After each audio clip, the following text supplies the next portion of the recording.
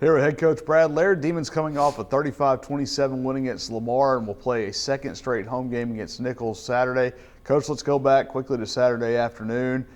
Down 10-0 very early on. They're driving a chance to go up possibly 3 scores. Your defense stands and you take that and run with it.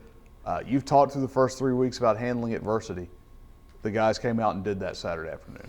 Yeah, I think we're going to look back at that 5-minute stretch and as this year goes on and see how important that is. I just, as a coach, there were, so many teachable moments that we've had in the first 3 weeks. And I go back to Grambling because we've talked a lot about that over the last couple of weeks. Early on we got so emotionally high. We had adversity hit and we crashed. And since then we've talking about whether it's good or bad, being able to handle the emotions. And so we're down 10-0 and it's 4th and goal at the 1, staring 17-0 in the face. And defensively make a big stop. Offensively, we go and drive 98 yards, and that kind of just spearheaded, what happened the rest of the first half. And, 100% credit to our players and how they handled that situation. There wasn't any panic. It was just, somebody stepping up and making a play, and then, just seeing the momentum switch at that point. Isaiah Longino, after the game, said something that stuck with me for now a day and a half: accountability. He mentioned it. He was the one that kind of had a mistake earlier and then makes the big play on the goal line. He said, my coaches and my teammates held me accountable. I don't know if that's the word of the week, but it seemed like, from start to finish, guys who may have slipped up ended up having big plays because they were held accountable. Yeah, the big thing we talked about last week was controlling the things that we can control. And, in that particular situation, he controlled his opportunity at that point. And, that's the thing. We're all going to make mistakes. You've got to be held accountable. You've got to get those things corrected. And hopefully you have teammates that are going to be there for you during those times. I think that's one thing we've learned. 110 players that we have has really come together through adversity over the first 3 weeks. It's been a tough 3-week stretch. But you've seen a lot of things that we've learned during that time, and it showed Saturday afternoon for these guys to get the win. Someone that learned a lot, not just last week, but the last year to 18 months, is Jovan Antonio. He told his story at Media Day. He obviously did not play last year because of academic issues. The job he's done, how fulfilling was it for you? We'll talk to him later, but to see him come out, his first home game since April of 21, and to have the performance he did. Well, he's one of those offensively that we have to count on. That's got to step up and be able to make plays, and you saw him do that, Saturday afternoon. And for him, it's the situation he put himself, and he'd be the first one to say he put himself in that situation to where he was not able to play last year. But to see him, how he responded, not necessarily in the game, but to me, it's how he responded, last year on scout team when he could not play.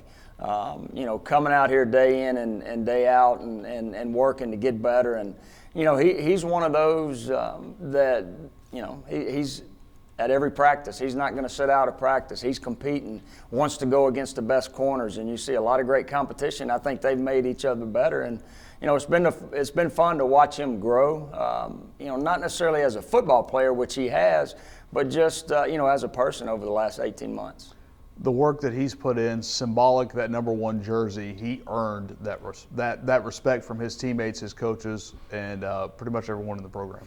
Well, that is a number that's significant offensively, as far as a receiver.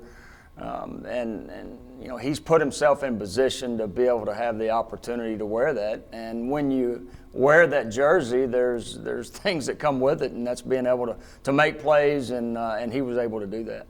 We'll turn our attention ahead to Nicholls. It's been a tough go last few years against this team. It's a program that I know you and Coach Rebo are close friends. He's done a great job building that program. They're going through a tough slide. At times, does it feel like when you're in that, do you feel that is a more dangerous opponent where you don't look at the record? Well, the good thing about our football team that started last week and will continue to move forward with this is, for us, it's taking care of the things that we have the ability to take advantage of and be 1-0 in this week. And that's what we're going to talk about. What can we do in preparation this week to be 1-0, really no matter who the opponent is. It happens to be Nicholls, the battle of NSUs, and it's a situation where they're 0-0 in conference and we're 1-0. And I think that's what we're going to look at. And what can we do now to be 1-0 this week? And last week we had a great week of preparation. Tuesday and Thursday were probably our two best days that we've had all week, and I think that showed on Saturday. So it's going to be important for our guys this week to prepare like we did last week and be ready to play Saturday afternoon. Zach Clement, the LSWA Offensive Player of the Week, 366 yards passing, 53 yards rushing. You talk about opportunity a lot. There's one who stepped up and seized one he was given. So many of us can learn from that situation. Everybody wants to be one of the 11. And what I mean by that is have the opportunity to start and have the opportunity to play. And sometimes when that doesn't happen, what can that do to that individual? For Zach, he just kept working, kept preparing, and waiting for his opportunity. And I think the way he played showed that he didn't waste any time prior to this in preparing the right way. And so it was good to see him be able to go out and do it. Kind of charged this team, led this football team, and you kind of saw the emotions of the team. Kind of rally around him, especially there in the second quarter as the game got going. Coach, thank you for your time. Thank you.